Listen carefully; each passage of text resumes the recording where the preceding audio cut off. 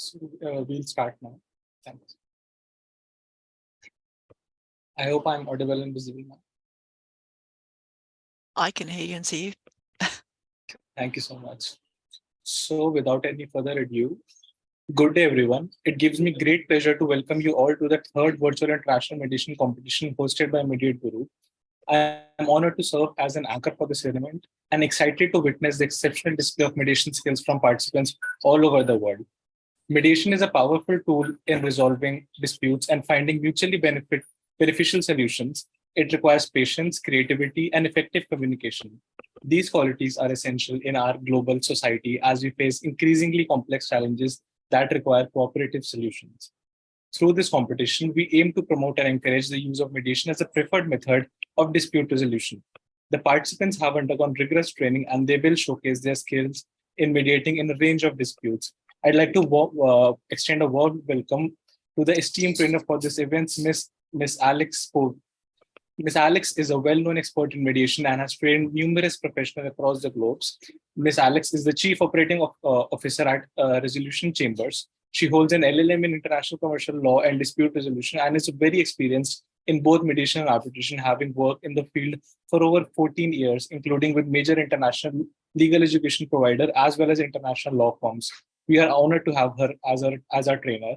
Ma'am will undoubtedly provide invaluable guidance and insight to the participants that will help them hone their mediation skills. To the participants, I wish you all the very best for the competition moving forward. Once again, I extend a warm welcome to the trainer and let ma'am take forward. Thank you so much. Ma'am, you can continue. Okay, thank you very much. Those are some very tall words to live up to. I hope that I can live up to it. Anyway, okay. So I will start straight into my advice. So let me turn to my first slide. So you can see this slide. It says there are two distinct roles. So you could really say there's three, because obviously we have the mediator and there's counsel and party. But for the for this advice that I'm giving, the counsel and the party can really be put together. Although of course they're separate roles, the advice given to both of you really is very, very similar. There'll be very slight differences, you know, when you're acting as a party as opposed to a counsel. You should probably be talking more, and counsel will be talking more on the legal points. But I'll come to that in a minute. But generally, they're going to be counted as one thing. And the mediator is also a very, very distinctive role, obviously, very different. So, okay, we're going to look at now these two different roles in turn. So the first thing that we're going to look at is the judging criteria. So we saw from the last slide, so I'll just quickly go back again. We saw from the last slide that we can see that the opening statement for mediator is the same as counsel and party. It also, the opening statement is very important in this whole process. And then the second thing that gets assessed is the process itself. And again, that's mediator and the counsel and party. So the process is also obviously of vital importance. You've got to know the process and you've got to understand the process as well and why you're doing certain things. So it looks like, so let me just, yeah. So if we think about the process for a minute, we can see that we know that the mediator controls the process, but actually the counsel and party, or counsel and client, they also control the process. And when you look at it like that, it actually looks like they both that contradicts each statement. But in reality, the process actually, it's a balancing act. And so if you're acting as mediator, you need to find that balance. And if you're acting as the counsel or party, you also need to find that balance. So you're working together, you're working in a team. And all of these things are looked at when you're being assessed. So obviously do remember that, you know, we say that the process, it's the parties' process. And mediation is really for the parties. The mediator is there as the guider. It's the parties' process, and they get to control it. The mediator, though, has to keep control of the mediation as well, and just sort of steer them with a very light touch. You don't want to be too heavy-handed. But again, this is something that I'll come to. So balance is something that's really critical, and it's assessed throughout. So now I really will turn to the next slide, because we're going to look at the process for the teams and the assessment criteria that needs to be thought about. So we can see that we have the judging criteria. We can see that the conference is worth between 1 and 10 points. The caucus is between 1 and 10 points. Your teamwork is also between 1 and 10 points. And then everything is overall evaluated. So they're all equally important, actually. You have to think about them all very carefully. You're going to be given, I'm sure, a lot of really, really useful information in the training tomorrow. So here, remember, I'm just looking at what you really get assessed on and what points you need to be thinking about. But actually, as you're training in mediation, you really should be thinking about it all, because mediation really, you know, it's such a powerful tool. Anyway, I'll try not to digress. So the assessment criteria, you can see it's fairly opaque if we look at the rules.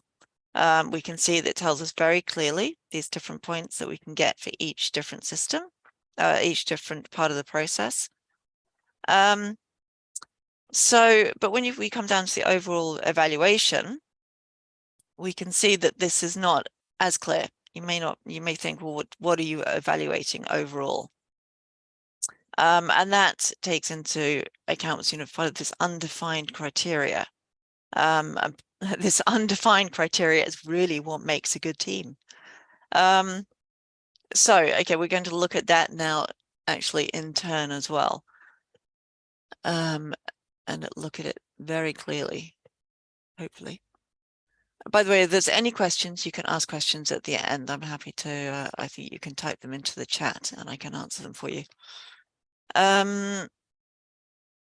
So what are you actually being assessed for as a team? So obviously your opening statement, and the opening statement is important. Obviously really important, actually. It shows your oral advocacy skills as well as your analytical and mediation advocacy skills. And your mediation advocacy skills actually are a bit different from your general oral advocacy skills. Because even as a lawyer, you may make a great orator, but if you come in very heavy-handed in a mediation as the counsel, especially in the mediation competition, by the way, then in the mediation competition, if you come in very heavy-handed, you're likely to actually probably get marked down because you're not following in the vein of the spirit of mediation. So, you know, you need to get into the role that you're acting for at the time. Remember, mediation, it's all about working together. And so, you know, usually as an advocate, you will maybe go into court and you know, argue very, very fiercely for your client. But in a mediation setting, you need to tone it down a little bit. You can't be obviously you know, getting too heated. We need some reality here as well. So don't just roll over, but again, finding that balance. That's what this is all about, especially as the mediator, sorry, as the counsel and client team. So counsel needs to show good oral skills. But you also need to show that you know and understand the difference between mediation and litigation. So again, you don't come in too hard nor too accusatory. I mean, think about real life. You're not likely actually to go into a mediation really all guns are blazing. So think about it sort of, logically, you're going to be passionate, you're going to want to fight for your client, but at the same time, mediation is not a fight. It's a negotiated settlement, effectively. But again, don't be too passive. The mediator needs something to work with. You need a chance for them to be able to show off their skills. If you're too passive, then and you just roll over and give them what they want, the mediator doesn't stand a chance either. And no one's going to benefit. No one's going to get any good points from that. So play your part well. Think about real life. And you may get impassioned, and that's okay, but just don't get too carried away. So the judges will be looking for teamwork between your client and the lawyer. Do you work well together? Does the lawyer have the party's best interests at heart?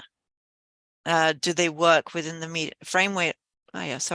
Within the framework of the mediation to advance their interests? Do they advance their needs? Does the party have a chance to speak? Remember, this is the party process, so the lawyers should not be speaking all the time.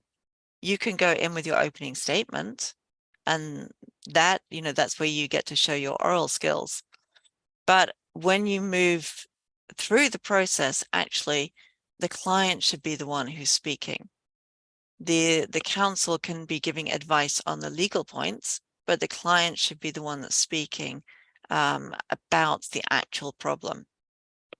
The lawyer, as counsel, you can guide your clients. You can give them advice, and that's very appropriate. And you should be doing that within the competition. Again, the judges will be looking for it. This is normal, but don't be too interventory. The client really needs to be able to speak. Again, balance. That's what it's all about, is balance. So let the client speak when it's appropriate. I would imagine that tomorrow when you're getting the training, you'll probably actually have a lot of this covered already. And I would imagine that you've probably been practicing this quite a lot already. So I'm not really going to touch on it for too much, really for any much longer. But it's just things to be thinking about, be keeping at the forefront of your mind anyway. And then remember sensitive issues as well. You really have to think about, I've got on here acknowledgement of cultural differences, obviously an acknowledgement of gender differences as well, if it's appropriate. Think about unconscious bias. This is something that's really very important these days. So you may be presenting your argument and not realizing that actually you do have an unconscious bias, and it's other people can see it. So you need to be aware of that. Think about it. And if there is some gender issue that needs to be addressed, or some cultural issue that needs to be addressed, or some any other issue, you do it, and you do it sensitively and thoughtfully. But again, if there is anything there, it is important, and it will be acknowledged and graded. So you're also trying to build a relationship with the mediator. Now, of course, the mediator is trying to build a relationship with you, but it's not just one-sided. You're not trying to be best buddies with the mediator, but you know, over time, if the mediator is doing their job well, then you will be building up a rapport. And so that relationship building that you're, and the way you're working with the mediator, this is important. So where have I got to? So creative solution generating. Oh yes, and remember, sorry, when you're building a relationship, remember you've come to the mediation in good faith. So you want to be working with the mediator, you want to be working with your lawyer or client and with the other side, you know, to find a resolution.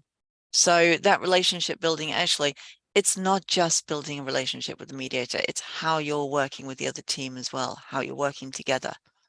You know, you're really trying to find a resolution here.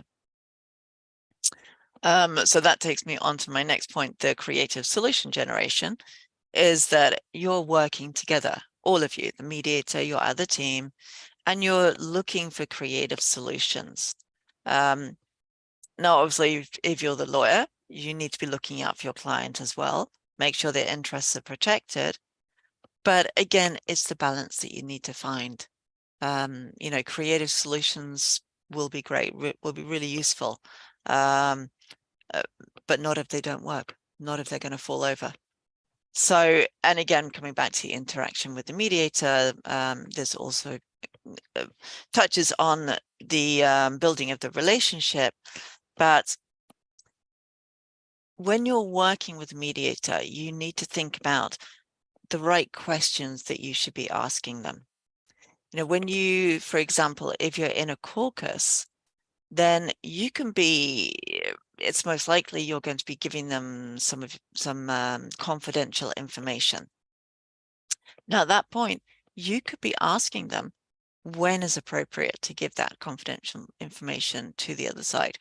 You could ask the mediator, can they do it? You know, you could, if you're trying to nail down a number, you talk to the mediator about it. But remember, this is facilitative, it's not evaluative. So the mediator is not going to give you advice on numbers themselves. They might reality test you. They might, if you have something that you're thinking, oh, is this number too high or too low? They may not give you an opinion unless it's very low or very, very high. Then they may ask you some appropriate questions for you to have a think about it. But they're not going to tell you definitively, oh, you shouldn't do this, you shouldn't do that, and give you, again, legal advice. They're not going to do it. So don't ask them that question. Well, you could, but you're not going to get anywhere. If the mediator, they should not give you any answers on that.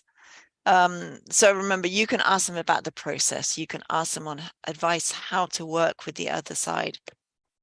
And again, this should be probably asked when you're in caucus.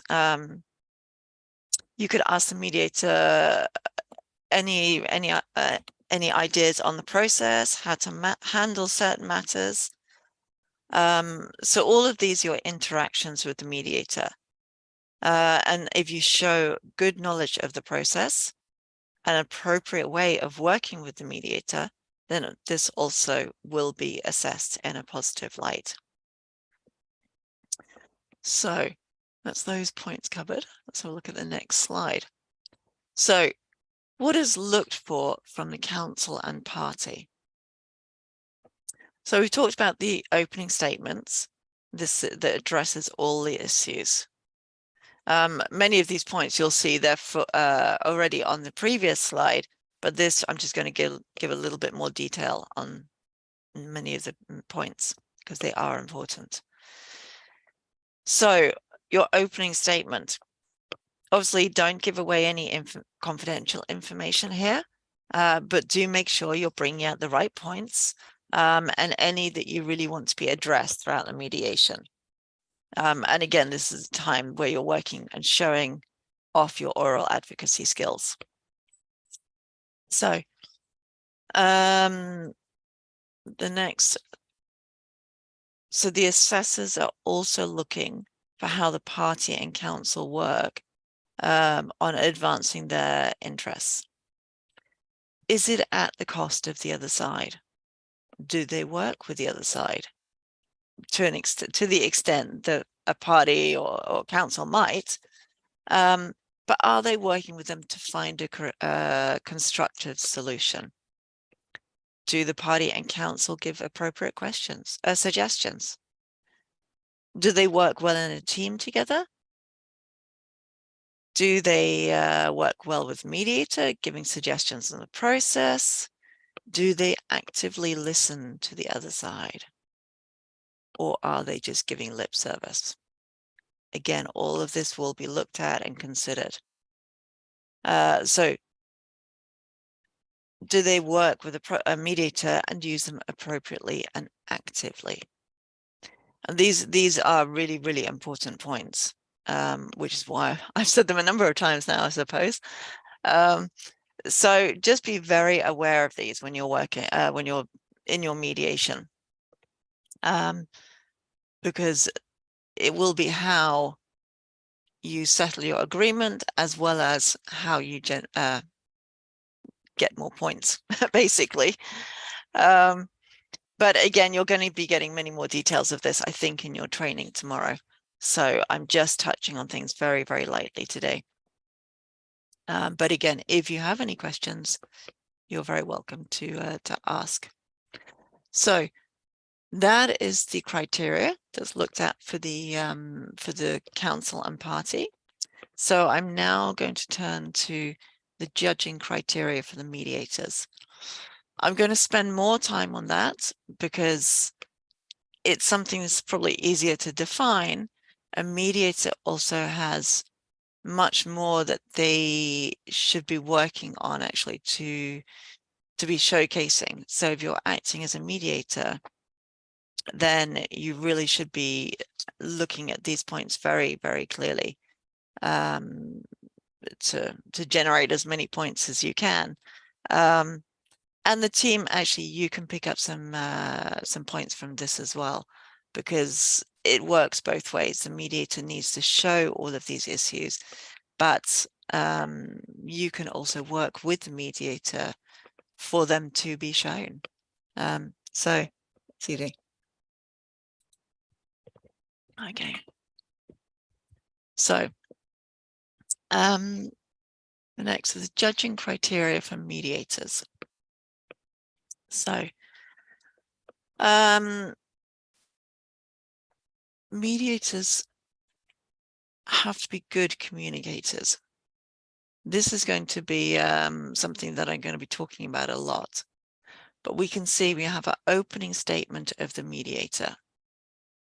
This is, you get 1 to 10 points for that. Then you have your first caucus, or you might have your conference first. Both of them generate between 1 and 10 points. And the qualities of a good mediator, between 1 and 10 points. I believe there was an overall evaluation on here as well, I think. But again, I'm actually going to be addressing many of the issues regarding that. So I took that part out. But these are the most important. In actual fact, I personally think the opening statement and the qualities of a good mediator are the most important. There are a couple of things in both of these points, the caucus and the conference,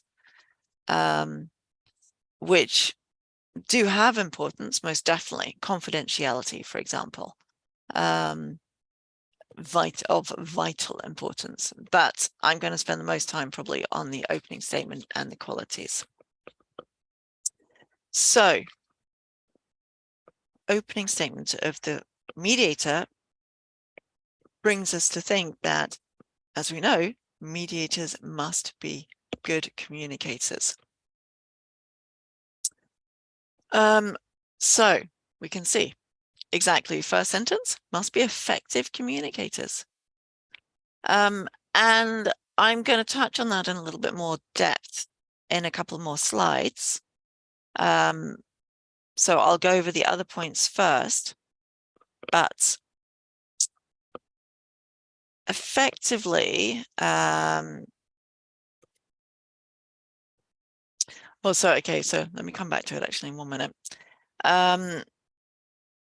So mediators need to intervene directly when parties' communication is destructive, ambiguous, and over-emotional. There's a lot to unpack from that one sentence.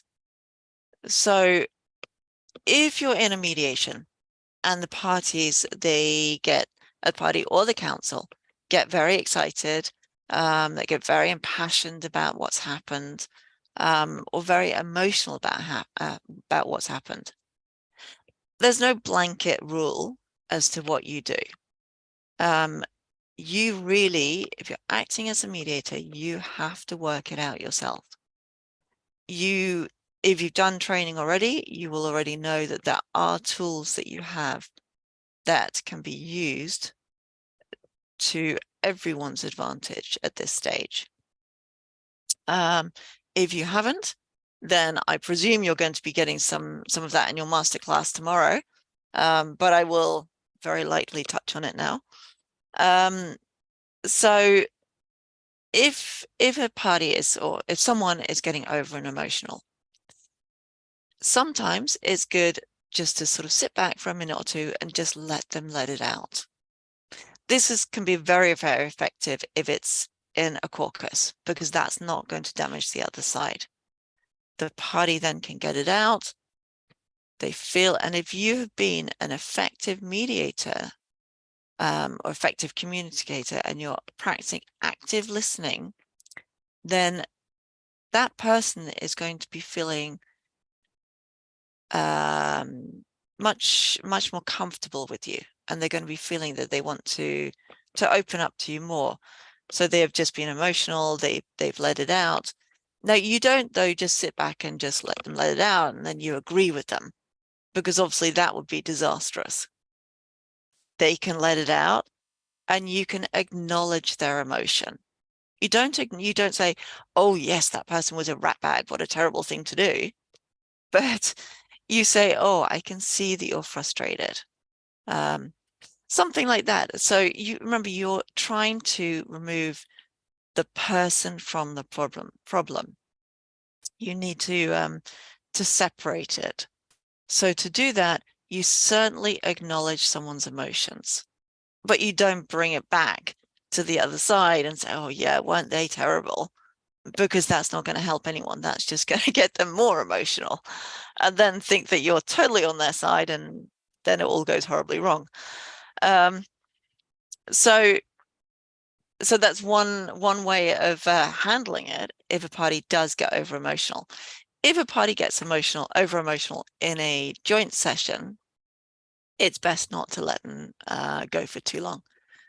You could maybe let them have, I don't know, 10 seconds or something, and then you just very calmly, quietly, just ask them to follow the ground rules, which you probably have said in your opening statement, which we will be coming to. So you need to deal with this behavior in the right way. And you also have to show that if someone gets over emotional, you don't get rattled by it, that it's fine. It doesn't bother you. You don't buy into someone else's emotions. But you also need to show that you have acknowledged their emotions. So again, it's all about balance. So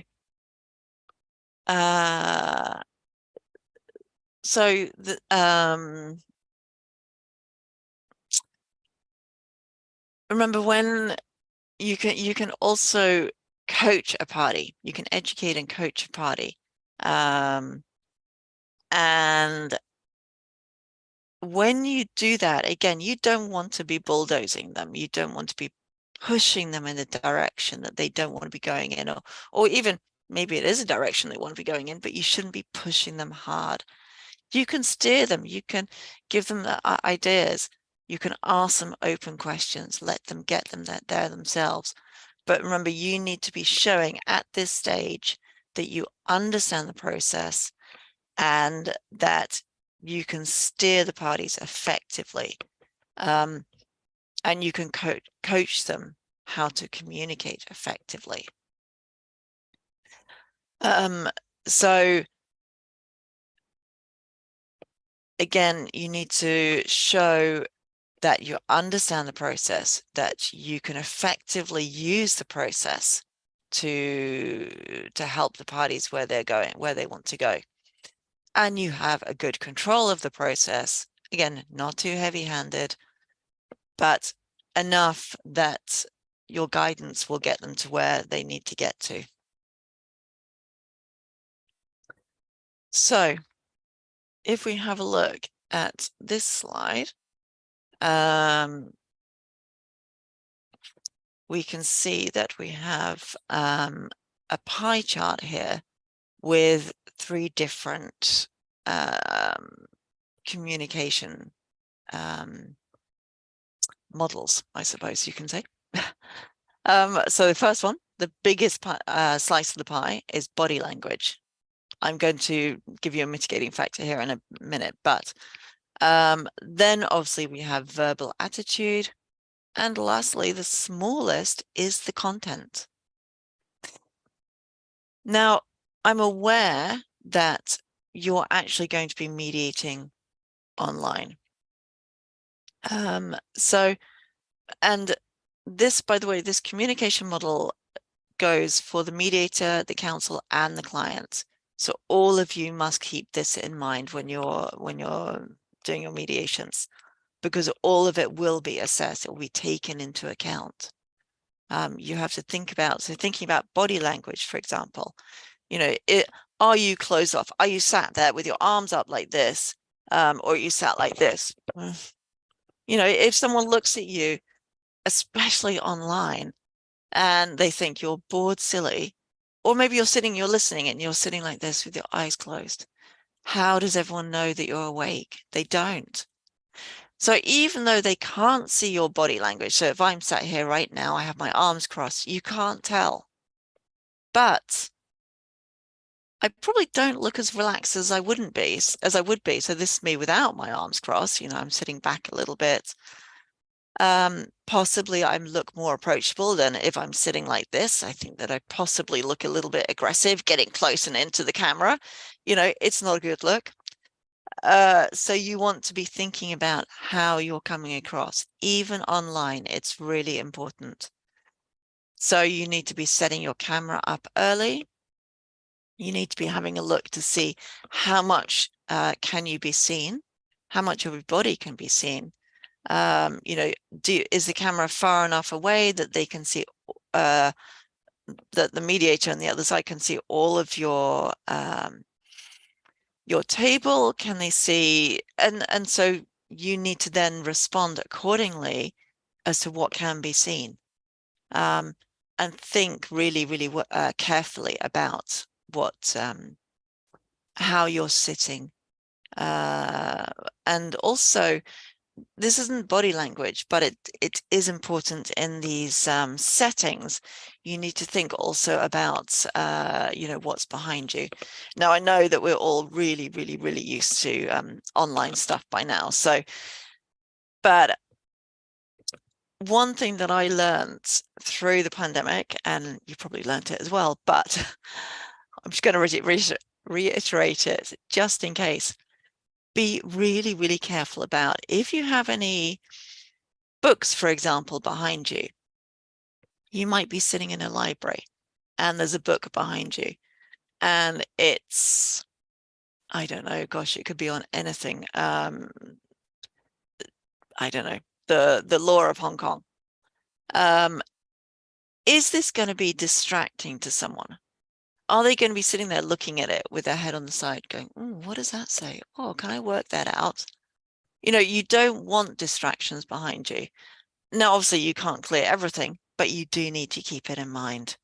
You've got to think about what's appropriate, because if you don't, and you're in your mediation and people start getting distracted, then you may not necessarily be losing points, but it's certainly not going to be good for your mediation session. So you still need to think about it. You've got to keep it in mind. And first impressions, you know, even though we're online, it's always important. You know, that's first impressions on your background and first impressions obviously on you as well. So the green part of the pie chart is your verbal attitude. Again, we can relate it to IT. You know, if you think that your IT equipment isn't working well, are you starting to shout? You know, or do you actually have a technical glitch and you're raising your voice? Or do you have a technical glitch and you're so quiet you can't be heard? Now, you're not going to be penalized, obviously, for having a technical glitch, but you are or might be penalized for how you handle that technical glitch. Because even though it's likely you may lose, you know, you may slip out of your role at that point, you shouldn't do. You should be staying in role at all points. And so if you do slip out of role because your I don't know, your audio has a problem, you could still be being assessed at that point. So it may feel a bit unfair, but it all comes down to, you know, if you're in a real mediation, you can't suddenly start shouting at your computer just because it's not working. You know, the parties are going to get a bit upset. So, you know, you need to be calm and don't get flustered at any point in time, even if you're having a technical problem. Don't worry about it. I mean, anyway, I'm sure that you probably won't because you're all young and know IT skills way better than me, so you'll be fine. But I wouldn't like to jinx you. So anyway, so and then lastly, you can see only 7% is content. But that 7% is really, really important. You know, when you're doing your opening statement, make sure you hit all of those points. Don't miss anything on your opening statement.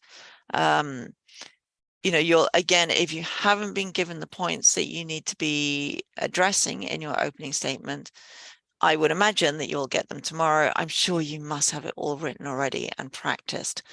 But, you know, don't be just reading it offhand. You got to know that. And but also don't be reciting it verbatim. You've got to know just the points and just speak. Because again, that comes across as your body language, your verbal attitude. You know, if I'm sat here like this and I am reading my notes like this, you can't see my face. But also, if I'm sat here like this reading my notes, it looks terrible. And again, no one's going to want to pay attention to. And if I remembered my notes, which I don't, but if I was, let's say I'm reading, I don't know, if I have some notes, think about the space around you and it is very clear and bold, and you don't put any intonation into your voice when you're just repeating what you've learned. So don't learn it verbatim. Everyone can tell, and you will lose points for that, definitely. You need to be natural, as natural and relaxed as possible, and it will come across, and people will appreciate it.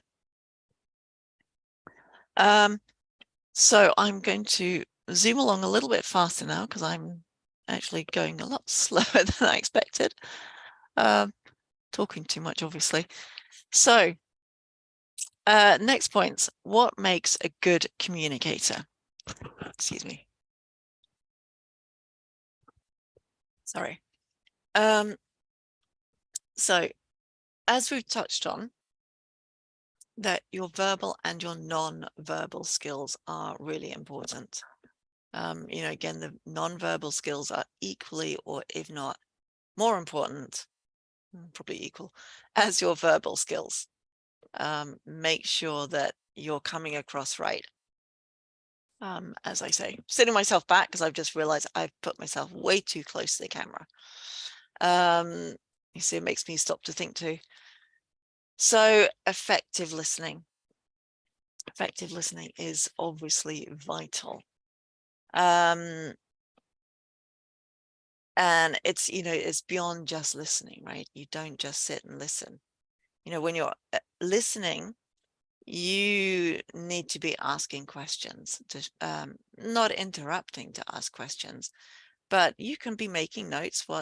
If for example, the party or the council is giving their opening statement, take a few notes. Don't write too many because you won't be effectively listening. And you certainly won't be actively listening either. And that's really, really vitally active listening. So you can take a few notes, and then at the end, when they finish speaking, then you can ask your questions. And when you ask your questions, make sure that they really are effective questions and clarifying questions. Don't just say, did you have breakfast this morning? Because that's a closed question. And we're going to come on to them very, very briefly in a minute. Because I think I'm running out of time. Sorry, I've just lost my train of thought. Ask effective questions, ask clarifying questions. You could say, instead of saying, did you have breakfast this morning? You could say, what did you have for breakfast this morning?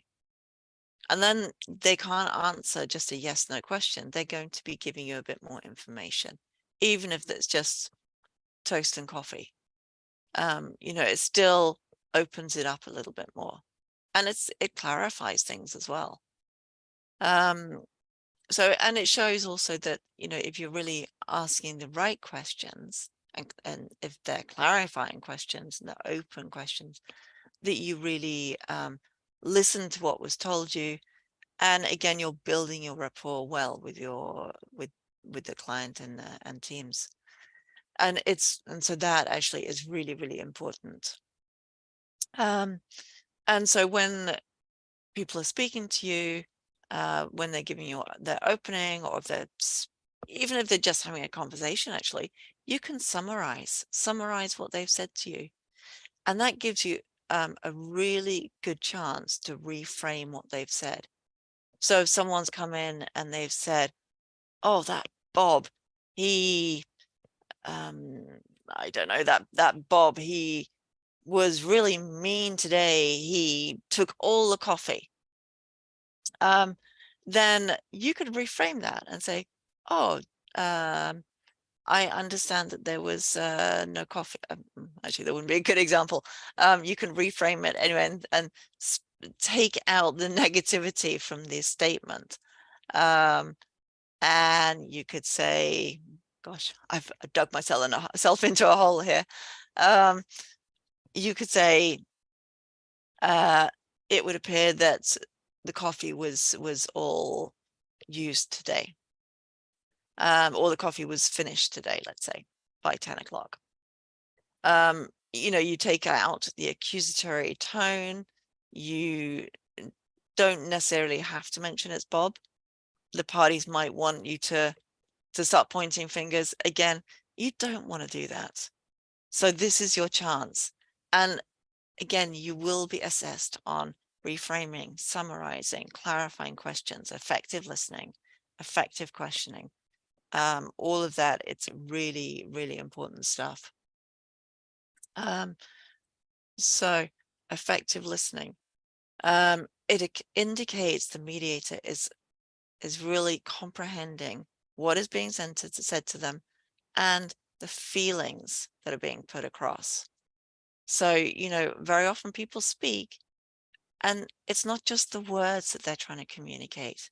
They're trying to communicate an emotion. They're trying to communicate something extra to you. Listen to that. That's important. And that's, if you can hear that in either a real mediation or in your mediation competition, which is what we're really talking about, you're likely to do really, really well. So you need to be listening carefully to all things that are going on around you. And remember, when people are speaking, or yeah, when people are speaking, you don't have to reply straight away. Sometimes actually silence is good. And you actually can draw more things out of people by being quiet. The more you speak, the less chance they have to speak, less chance they have to say and to tell you things, and the less chance they have to settle the disagreement. So the mediation is not about the mediator speaking. You should not be heard that much. It should actually be the parties, the client and the counsel speaking the most. And again, if the mediator is speaking too much, you are going to lose points because it's not about you. It's about the parties. So you've really got to, again, sorry, but it's that balance. You've got to find it and you've got to work with it. So now moving on. So communication skills. This is all stuff that I have said already. So effective questioning, clarifying questions. Is it correct that? An open question. Tell me about. Closed question. What was the date? Neutral. What do you recollect? Remember, always be neutral. This is something that you will 100% lose points on if you are not neutral as a mediator. Obviously, the clients and counsel, you can't be neutral. You've got a point. You've got a point to be putting across. But the mediator, you will lose points 100% if you show any type of bias towards either side. And you will fail straight away if you give anything confidential away. I think that's on a later slide, but it's really key because, and I know you know it, but sometimes things slip out. You think that you've been told something and you've forgotten. So think about how you make your notes. You might want different color paper, for example, different parties. Purple for claimant, green for respondent, white for neutral. That will then really save you from letting anything out that you're not supposed to tell. It's just suggestions, but you will 100%, the other side will you'll just lose everything if you let anything out you're not supposed to. So hypothetical questions. What if? And that can be a really useful tool, to steer parties. A narrowing question. You need to be narrowing down your agendas. Reflective. So you felt upset. So again, when Bob drank all the coffee, you could say, so you felt upset. Or you felt thirsty. Show that you've heard. So non-verbal communication, again, we've touched on it, but eye contact.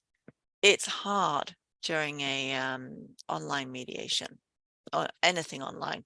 Right now, you can see I'm now actively looking at the camera, so it looks like I'm making eye contact with you. But as we know, it's a really hard thing to do. I've got my screen on in front of me. I can't keep looking at the camera all the time. I want to, but I'm sure I couldn't. But try your best. Do think about it, especially when you're making a point, look at the camera.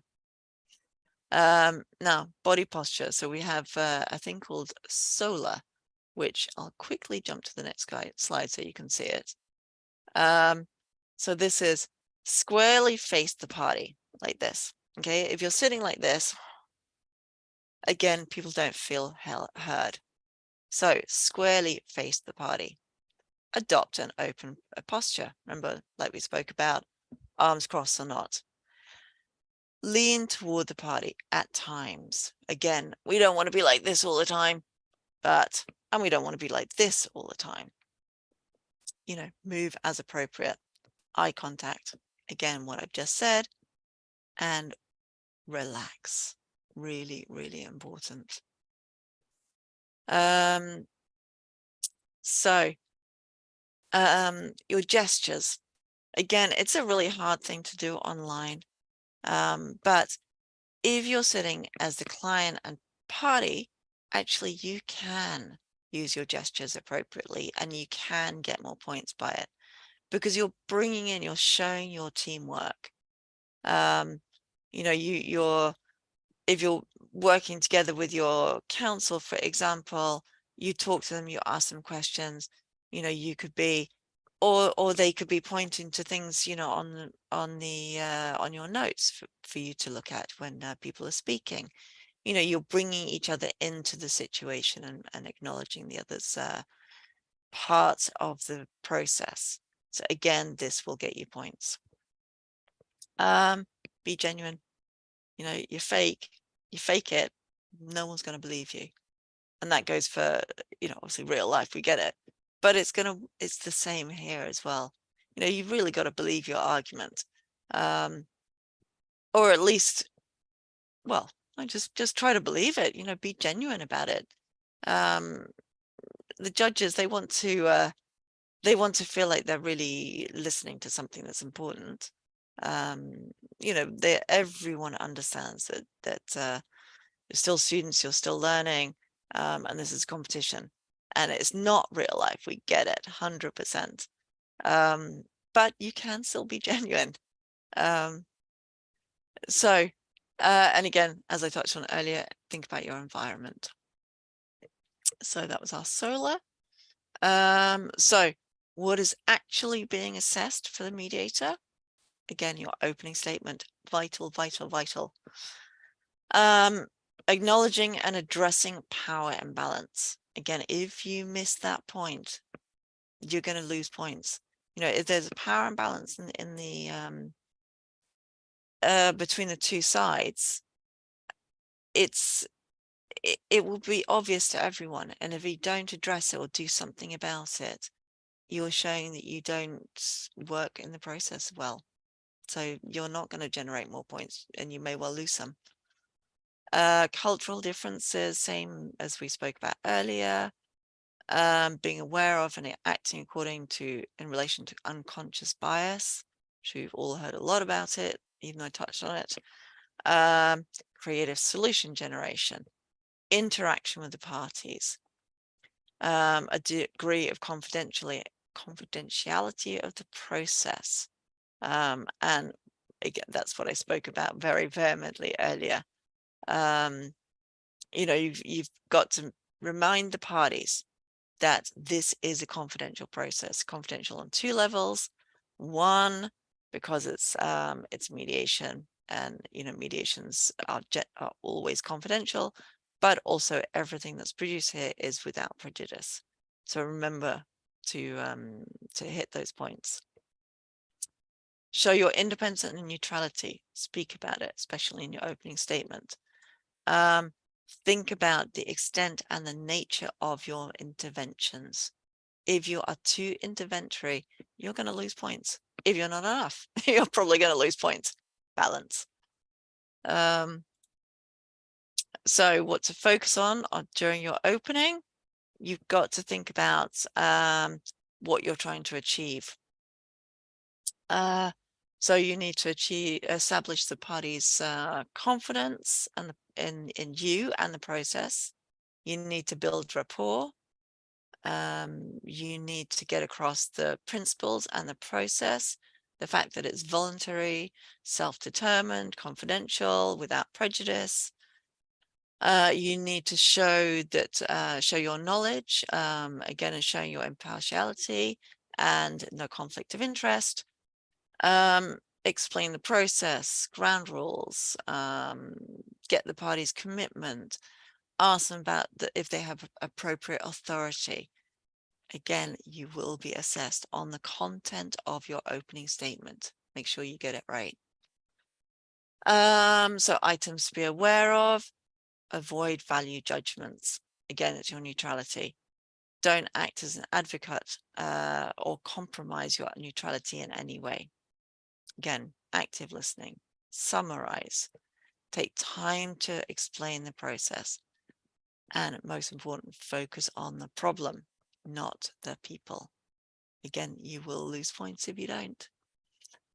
So your targeted outcome from your opening statement is that the parties understand the nature of mediation and they are prepared and committed to participate in the mediation process and that they have confidence in you. So your opening statement is a big thing. You can get a lot of points won or deducted from a good and effective opening statement. So make sure you get it right. And it sets the tone for the whole rest of the mediation. And very, very quickly, so the first joint session, the mediator should be able to achieve that the substance of the relationship, he or she can show that they allow and support the party to express their concerns or issues, and they're understood by the mediator. Whether understood by the other party is another matter, but we hope. Identifies and summarize key issues, setting and prioritize your agenda, facilitate the parties' dialogue to assist a mutual understanding, and identify the common ground. So that's what you're trying to achieve with your first joint session. And again, you get marked on it. So lastly, points to note. So you need to allow and support the parties to express their concerns and issues and be understood by both of you. Identify and summarize key issues. I realize I'm repeating a lot of things, but some of these things are really, really important and they will make the difference between you winning and losing. Your agenda, facilitate dialogue, mutual understanding, common ground, neutralize negative language, work with the parties, really important, neutrality, and most important, listen, actively listen. So I think those are all the tips that I can think of to give you to do well in the mediation competition. If you've got any questions, I'm very happy to ask them, or to answer them even, sorry. Okay, I'm going to stop sharing.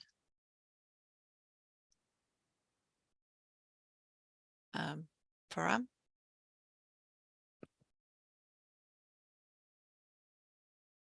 Hello?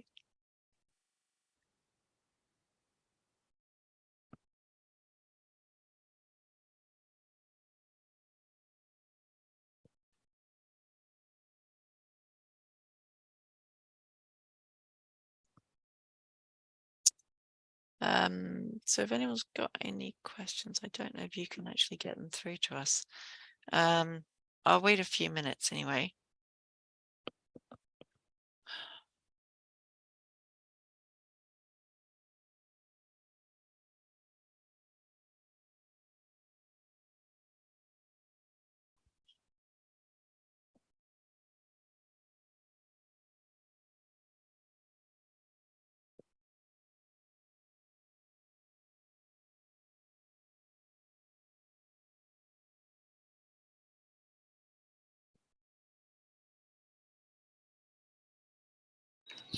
Ma'am, we are just waiting for the participants' questions.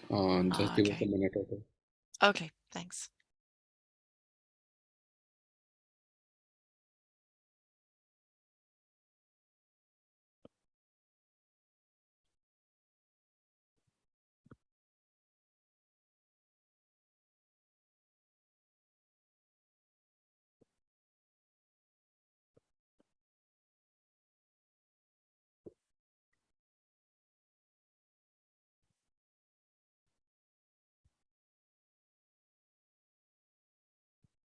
Hi, thank you so much. Hi. So I think, yeah, we'll just wait for a few questions for 5 minutes if you don't mind. Okay, no problem. Just try. Okay. Thanks.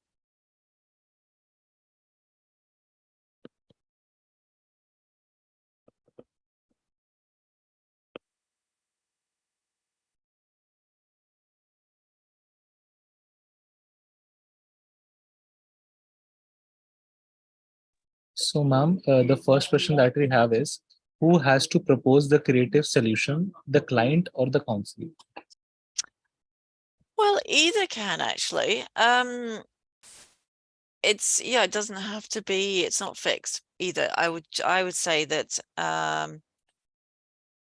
it really depends on the situation. I think here I'd probably be advising that the client was the one who put it forward if it was appropriate, because you do want to be showing that this is the client's process. And so if the lawyer starts giving too many ideas, then you're taking away from the client. So you want to be showing actually that that you understand and know that it's the client's process. So I would probably on balance recommend the client, but in reality, either. In reality, probably the client would be the one who would do it anyway, actually, because the lawyer may not actually have enough knowledge of the client's business to put forward a creative solution. All right. So the next question is it ideal for the respective councils to present the agendas in the opening statement that they want to be dealt with?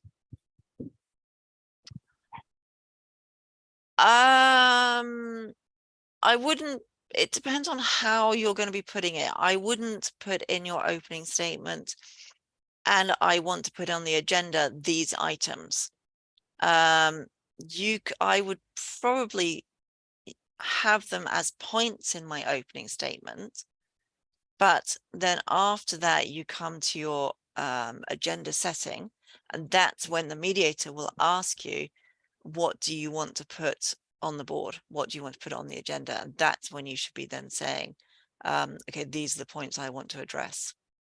But do make sure you've spoken about them in your opening. Just don't say these are the agenda items that I want to be putting up there, because I think it sounds a bit crass. Yeah, I'd save it for after. But obviously they should be part of the opening to an extent. I hope that answers. All right, ma'am. So the next question is, can a mediator propose a creative solution if the parties are not able to do so? Yes, they can. Yeah. I think you have to be quite careful when you do it. If you can see a solution and you think, oh, this could work, then you may not want to blurt it out in front of both the parties at the same time. It really depends on the situation. But you might want to take them into a caucus and ask them individually if they feel comfortable with you suggesting it. Because you don't want to be putting them in an awkward situation where one of the parties goes, no, I don't like that. And then they look difficult in front of the other party. But it certainly is fine for a mediator to give suggestions. Just be sensitive how it's done.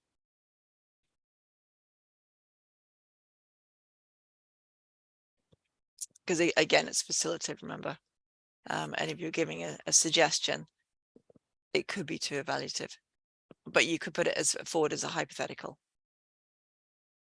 All right, ma'am. All right. So I'll just check if there are any more questions right now.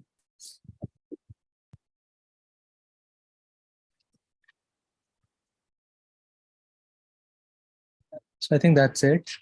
So thank you so much, everyone. I think you all had an enjoyable time during the training session. And I would like to express my heartfelt gratitude to all of you for coming and your active participation in this program. We would also like to express our appreciation to all the organizers, volunteers, and technical support team that we have with us today. And last but not least, thank you so much, ma'am, for conducting this training session for our participants. I really hope and I know they got to learn a lot from this. And we hope that you have gained valuable insight from this training session to all the participants. And we wish you all the very best for this competition. Thank you so much once again, participants and ma'am. We'll see you all tomorrow at same time. Thank you so much. Thank you very much. Right. Bye-bye.